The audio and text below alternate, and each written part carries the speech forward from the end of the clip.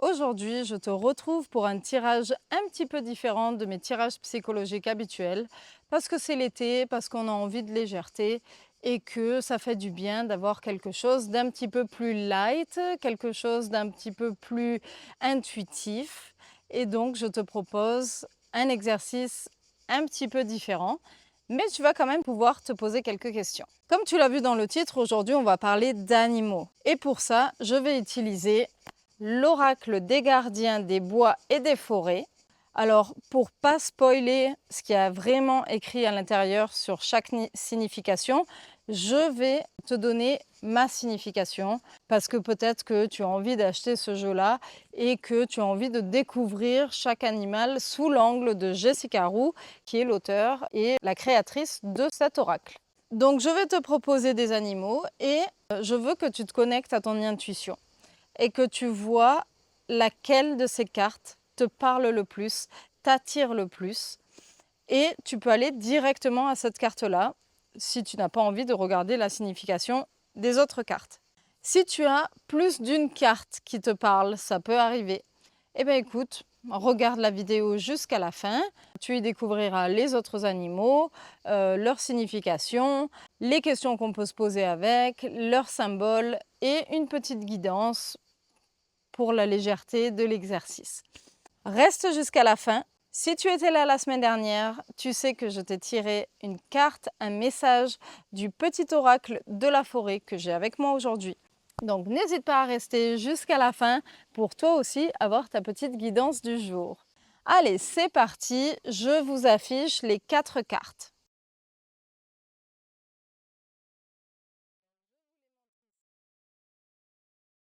Donc je vous les montre ici. La première, c'était celle-là. La deuxième, c'était celle-là. La troisième, c'est celle-là. Et la quatrième, c'est celle-là. Pour chacune de ces 4 cartes, je vais te proposer un sens général, un symbole un petit peu plus profond, quelques questions à se poser et un message, une guidance à emporter.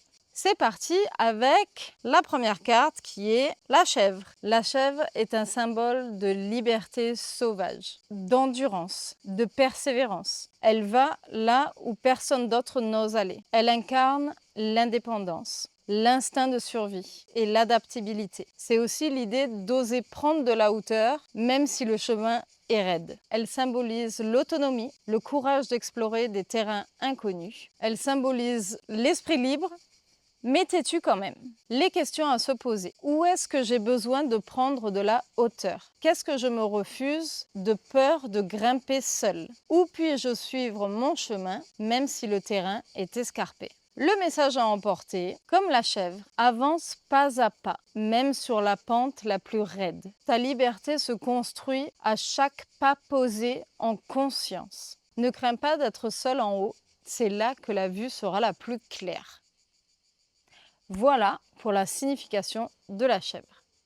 On passe à la deuxième carte, la libellule. La libellule symbolise la transformation légère, l'illusion qui se dissipe, la clarté après le trouble. Elle vit à la surface de l'eau, qu'on peut aussi considérer comme le monde des émotions, et danse entre air et eau, reliant l'inconscient, l'eau, à la conscience, l'air.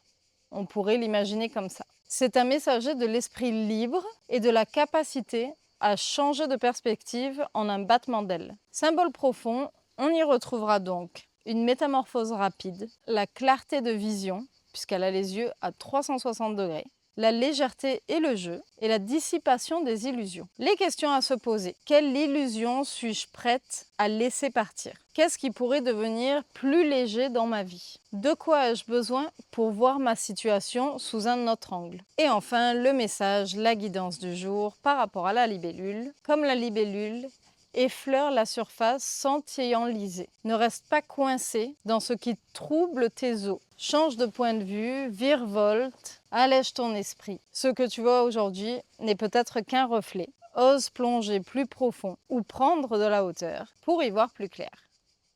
Voilà pour la libellule. Et on va passer à la loutre. La loutre est le symbole de la joie simple, du jeu et de la fluidité émotionnelle. C'est un animal sociable, joueur, curieux. Elle nous rappelle qu'on peut être sérieux sans se prendre au sérieux. Elle vit entre l'eau et la terre, équilibre entre ancrage et émotion. Elle incarne aussi la tendresse familiale, l'entraide et le plaisir du partage. Le symbole de la loutre, c'est le symbole de la légèreté ludique, de complicité et de lien social. De retrouver aussi quelque part son enfant intérieur. Et ça nous rappelle qu'il faut rire parce que c'est un acte de guérison. Les questions à se poser.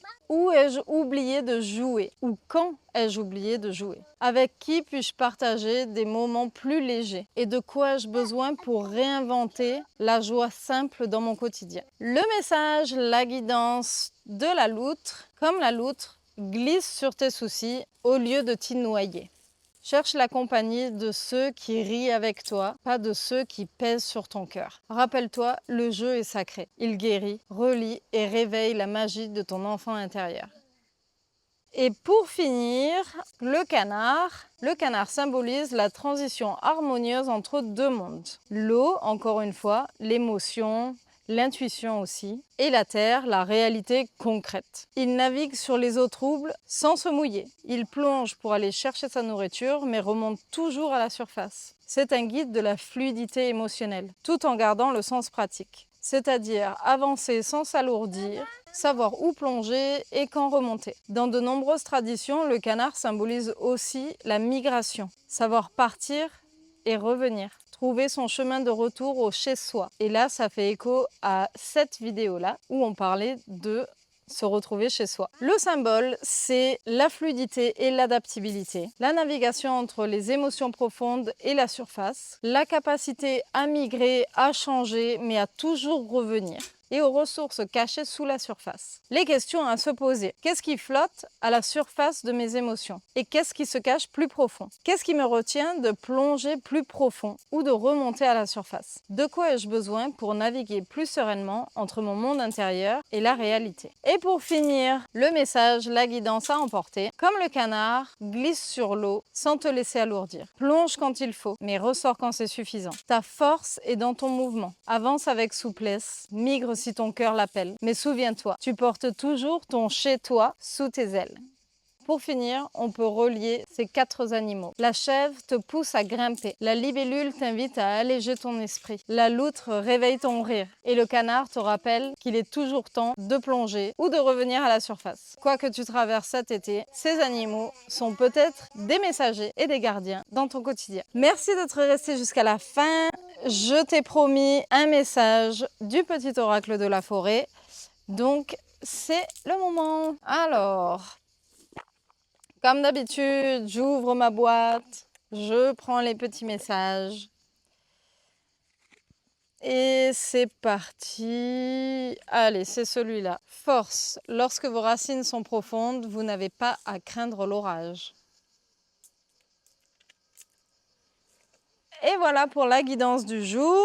J'espère que ce format-là t'a plu. C'est un petit peu différent d'habitude, mais ça permet de se poser des questions un petit peu plus légères, avec un angle un petit peu plus intuitif, un petit peu plus ludique. Voilà, n'hésite pas à me dire ce que tu en as pensé en commentaire. Ça me fait super plaisir et ça m'aide pour l'algorithme YouTube. Donc n'hésite pas, aide une petite chaîne à grandir. Voilà, comme une petite graine, un jour peut-être que je serai un grand chêne, mais pour le moment, je ne suis qu'une petite bouture, donc aide-moi à grandir. Merci beaucoup. Et à la semaine prochaine. Prends soin de toi. So many times I've heard promises of romance, but there's something about you that makes